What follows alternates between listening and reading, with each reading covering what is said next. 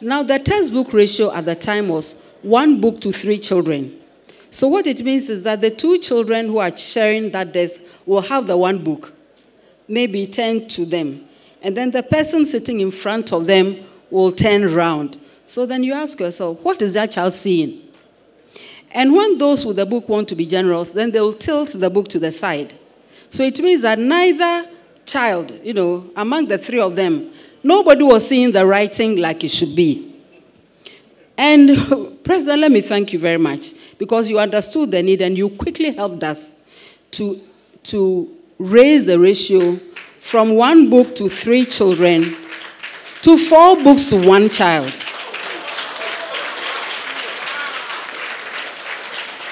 And Mr. President, your concern didn't stop there. You are also very much interested in how about the children who are not in school? The UNESCO report of 2016, after the MDGs had been done, showed that Ghana had a deficit of out-of-school children. But it shows that you were there before, because we had introduced the complementary basic education to try and mop up those children. And many people will testify that it happened in their districts or in their communities. The complementary basic education also allowed us to use the local language and to see the effect. And the beauty of it was that within 2 years of the complementary basic education, using the local language, we had covered almost 2 years of the syllabus. And that also helped us review the language of instruction for the school. That's another matter altogether. And of course, children like beautiful things, as I keep saying. So you go to the school, they are learning under trees or in some precarious structures. So it means that should the weather change, what happens? So you see, you don't even need to ask for the report of that school. You should know immediately that this school will not do well.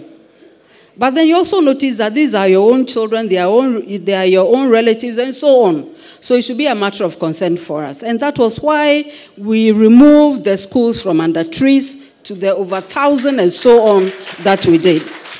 And at the same time, we also repaired schools that were in distress. We also noticed that if you looked at the BCE results, you'll notice that hardly, the overall score would have been 600. Meaning that the child didn't make any mistake at all. We all know it's not possible at that age. So normally when your child got 465 and so on, you were very sure that the child was going to the school of choice, because it was hard for the children to reach there. So my team and I, we posed the question, and the president stretched us, why can't the children reach 500?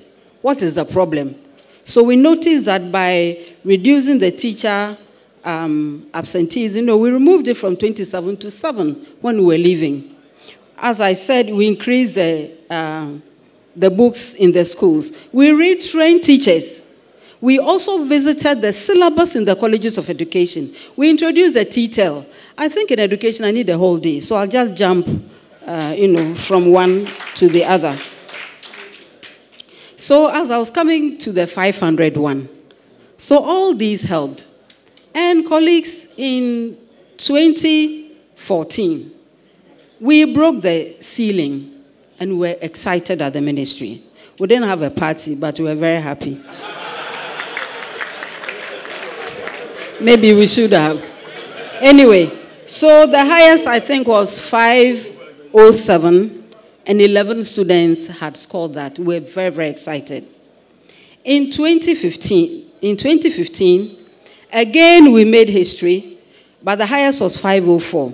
So we told ourselves, we can't be going down. We should, what else should we do, and so on.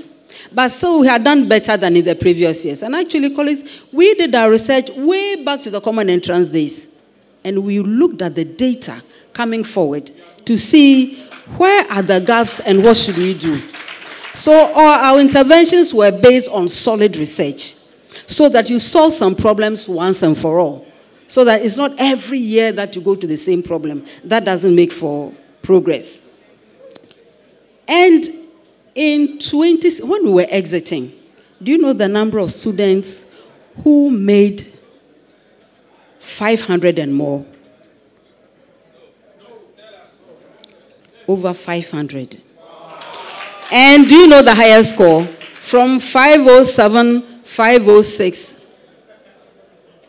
Do you know the number of students who made that? 3,993. President Mahama, the children of Ghana, thank you very much. Now, whenever the president spoke at the SONA, he'd always make a certain statement. We heard it the first time. Then when we heard it the second time, you know, when anything is repeated, it means there's a pattern, isn't it? So you have to take it seriously. He'll keep talking about adding value. Of course, we are not in finance. I didn't understand half the things they said, but I think I could follow it. So my team and I will sit down and ask ourselves, so for those of us in education, how should we understand the president's statement? This is the second time he said that. How should we train? How should we retrain?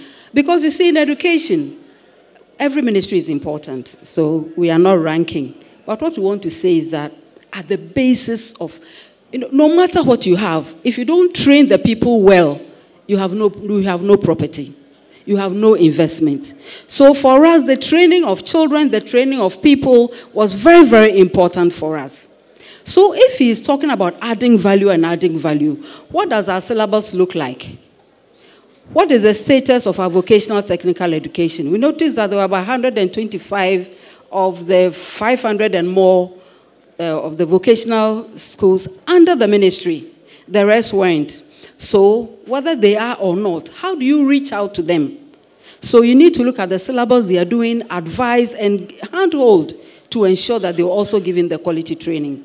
Then we looked at technical training. Actually, we picked 13 technical schools for upgrading, for expansion, and an area that everybody seemed to have forgotten for a long time, the teachers.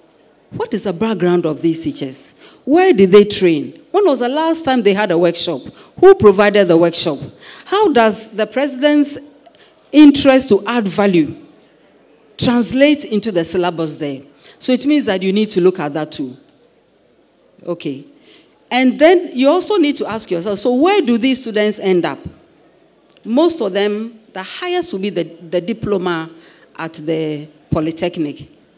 But you know that there are many countries where technical education does not end at the diploma level.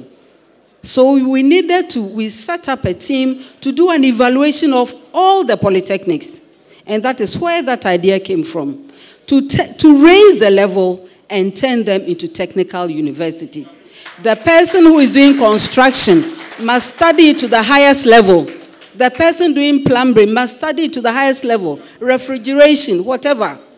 Because you see, and we got a lot of criticism from that, oh, what we needed were low level and medium level. But colleagues and friends, today the work of the low level people are being done by machines.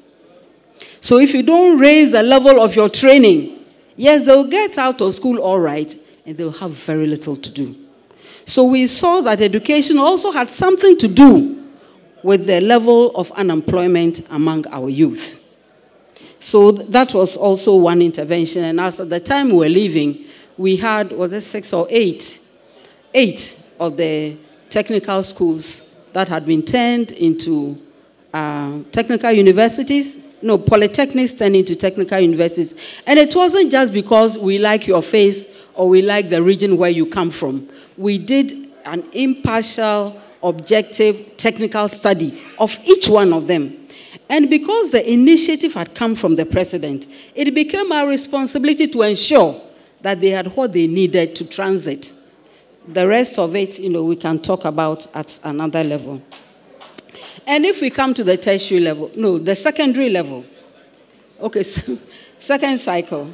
We did not promise free SHS for the simple reason that if we did that, we'd be paying attention to the number that was in already. But the president has always been interested in those who are outside the door. How do you bring them in? Therefore, you needed to expand the existing infrastructure. We expanded 125 secondary schools. Some got dormitories, some got science labs, some got computer labs, whatever it was that they needed. We also picked another 175 for what we call the quality improvements. Because we had gone to the schools and seen many things. You know, you go there and you ask the headmaster, my brother, so what does your physics lab look like? You go to the lab and there's a bench there. You don't have to ask yourself, what's the performance of physics in the school? You should know. Do you have a physics teacher? No. So what are the children going to do? Especially when we say that science is compulsory. And actually, I've done an article to be coming out soon on what we did under STEM. Because that we think is very important. Okay, so for the quality improvements, that is, they had the existing, maybe some rooms and so on, but it hadn't been adequately fitted. And along with this, we also refitted 200 of the science resource centers. That was also very, very important. We also noticed that if we are going to realize the dream of adding value, then we need to look at science and math. Again, we did the research from way back. The percentages had not changed. What it meant was that these two subjects were posing constant challenges to our young learners.